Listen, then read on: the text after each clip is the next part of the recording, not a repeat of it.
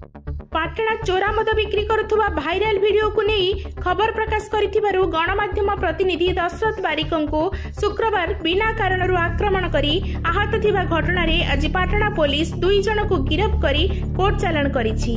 सूचना थाउ कि गत एप्रिल 12 तारिख रे एरेंडेई ग्रामर विद्युत प्रभा बेज तांको घरे थिबा तेजराती दुकान रे चोरा मद बिक्री करुवा बेले मदर दाम को नहीं जने ग्राहकक सहित जुक्तितर्क हेउथिबा एक वीडियो सोशल मीडिया रे भाइराल हेउथिला। सेही भाइराल वीडियो को नहीं खबरदाता दशरथ बारिक खबर प्रकाश करथिले।